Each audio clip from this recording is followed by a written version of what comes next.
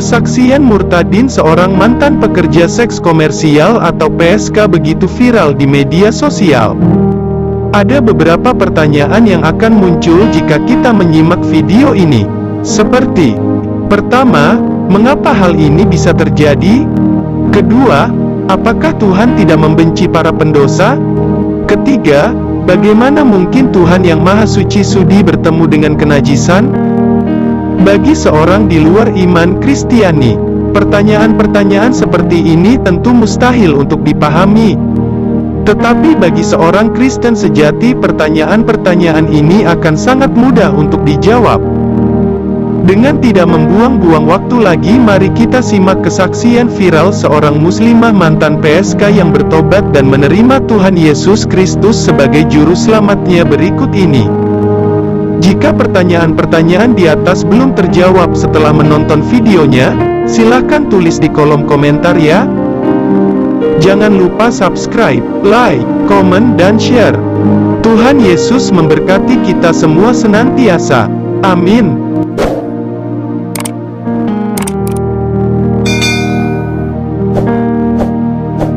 Siapa tahu ada hikmah yang bisa aku ambil dari kisah kakak. Oke, aku lanjutin video part 3 ini ya, karena tadi aku udah upload video kesaksian aku di part 2. Oke, jadi aku tuh jual diri jadi PSK, jadi PSK itu dari umur 12 tahun. Selesai aku lulus SD di Jawa Timur, aku pulang ke Manado, dan aku mengalami satu masalah di mana keluarga aku hancur, keluarga aku bisa, mama aku, papa aku bisa, dan aku menjadi anak yang murahan om. Dan dari situ aku memilih untuk lari dari rumah, dan tidak sengaja aku berjumpa dengan pacar aku. Karena situasi keadaan harus cari uang untuk makan, akhirnya aku dipekerjakan, dijual oleh pacar aku menjadi wanita malam. Lama-kelamaan menjadi penari striptis, penari telanjang, lama-kelamaan menjadi seorang PSK atau pekerja seks komersial. Nah, lama-kelamaan hidup aku hancur, lama-kelamaan hidup aku semakin rusak. Dan itulah kesaksian hidup aku. Nanti aku lanjutin part 4-nya ya, untuk gimana aku bisa berjumpa pribadi. Oke, puji Tuhan, makasih banyak buat teman-teman semua yang sudah mendukung, nge-support aku, bahkan sudah nonton setiap video-video kesaksian hidup aku. Makasih banyak. Makasih juga buat kalian yang ngehina, ngejudge aku, bahkan gak percaya dengan kesaksian aku, bahkan ada yang sempat menawar dan menanyakan pasaran hidup aku. Makasih banyak. Aku tetap mengasihi dan mendoakan kalian, mencintai kalian, dan aku akan lanjutkan part-partnya. Oke, jadi kami tuh istilah orang dunia melalang buana, karena suami aku itu buronan nomor 1 kota Manado, diperintah tembak mati di tempat oleh Kapolda Sulut. Waktu itu tahun 2014. Akhirnya kami pergi ke Batam, Jakarta, Pulau Bali, ada beberapa kali bolak-balik, terus Pulau Ternate, dan yang paling terakhir itu tahun 2014. Waktu itu kami balik ke Bali dalam pekerjaan yang sama lagi, dalam profesi yang sama lagi, sebagai wanita malam, jual-jual diri. Dan satu titik aku mengalami capek, ternyata Tuhan respon hati aku, dan yang duluan dipulihkan itu suami aku. Dan aku ikut-ikutan doa, sekedar doa, ibadah sekedar ibadah, baca Alkitab sekedar baca Alkitab, tapi tidak mengerti, tidak tahu, dan tidak mengenal, karena belum mengalami perjumpaan pribadi dengan Yesus.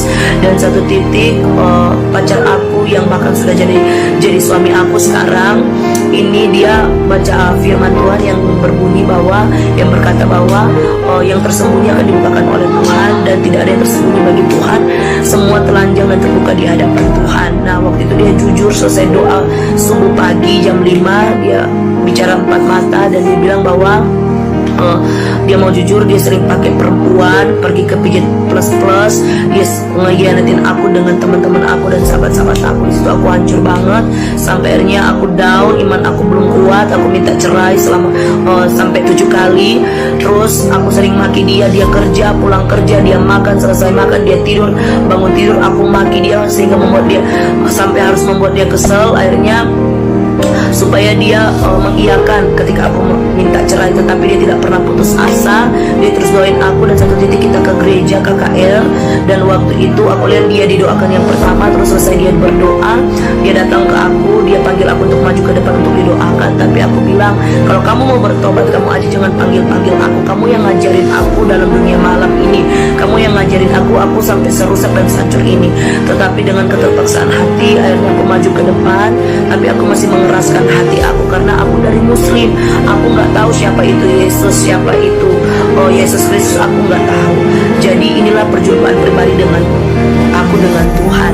Nanti aku akan lanjutkan untuk part 5-nya karena waktunya tidak cukup. Makasih banyak, tetap terus ikuti, nonton setiap kesaksian hidup aku ya. Berjumpa pribadi, kejadian nyata atau dalam mimpi. Nah, ini banyak pertanyaan yang masuk di komen aku, DM Instagram aku, dan pesan di TikTok aku. Oke, aku jawab ini kesaksian part 5-nya ya. Oke, jadi waktu itu aku selesai didoakan, aku nggak merasain apa-apa, dan aku berpikir ternyata benar Yesus itu nggak ada, karena aku dari Muslim, aku dari Islam, jadi aku nggak percaya. Nah, terus selesai didoakan, jemaat udah pulang, tapi masih di lobby, baru keluar dari room ibadah. Dan aku ketika aku keluar dari room ibadah, aku tuh banting-banting diri sendiri, seperti ada yang membakar tubuh aku hidup-hidup, dari ujung kepala sampai ujung kaki itu panas banget, tapi anehnya tidak ada yang bakar. Dan dari situ aku berteriak minta tolong, kesakitan, dan pendeta itu bilang, "Ibu, saya mau doain ibu, makanya jangan keraskan hatimu, terima Yesus secara pribadi." Tapi kan aku bingung harus terimanya kayak gimana, karena aku belum berjumpa dengan dia. Dan saat itu juga suasana di hotel itu berubah, suasana di lobi hotel itu berubah, seperti putih sekali, kayak cuma aku sendiri yang di situ. Dan satu sosok ini datang penuh dengan cahaya kemuliaan. Dan dari saat itu mata aku memandang sakit sampai aku bilang, "Ini siapa?" Dan saat itu dia berkata, "Akulah Tuhan Allahmu, Allah Abraham, Allah Ishak, dan Allah Yakub. Akulah Yesus Kristus." Dan dari saat itu aku, karena aku belum percaya, dia bawa diri aku keluar dari hotel itu, dari lobi hotel itu. Dan dia berkata, "Vira, pandang ke langit." Aku tanya, "Ada apa?" "Pandang ke langit." Dan dari saat itu, dari nol, dari A sampai Z secara detail semua Tuhan tunjukin. Mau aku dalam hotel, mau aku sedang jual diri, pakai narkoba, sementara menjamret, mencuri, sementara menarik telanjang, semuanya ditunjukkan. Dan dari saat itu aku bilang, "Tuhan, kenapa hidup aku hancur seperti itu?" Dan Tuhan jawab, "Apa, Vira, kalau kamu nggak mau bertobat, kamu akan dapat penyakit AIDS terus binasa." Dari saat itu aku bilang, "Tuhan, kalau ada kesempatan, aku mau terima Engkau secara pribadi sebagai Tuhan dan Juru Selamatku, dan aku mau jadi saksinya Tuhan, aku mau bertobat."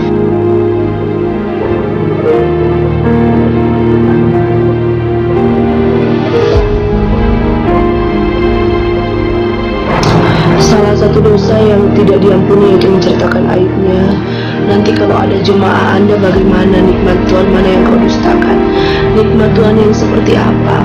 Bagi kami, bagi aku, bagi ajaran kami, jangan malu bersaksi bagi nama Yesus. Jangan malu, sebab lewat kesaksian kita iblis dikalahkan. Jadi bagi kami membagikan kesaksian itu hal yang mulia, hal yang banyak diberkati, hal yang berdampak. Aku gak mau menceritakan setiap masa lalu ke hidupku. Ngapain harus malu, daripada kelihatan so suci, kelihatan sholat 5 waktu, beribadah, rajin beribadah, kelihatan wow luar biasa, tetapi sesungguhnya hati mereka jauh daripada Tuhan. Hati mereka gak seperti apa yang mereka lakukan. Itu sia-sia. Oke, dan aku bersyukur, aku gak malu. Ngapain harus malu? Ngapain harus berdusta?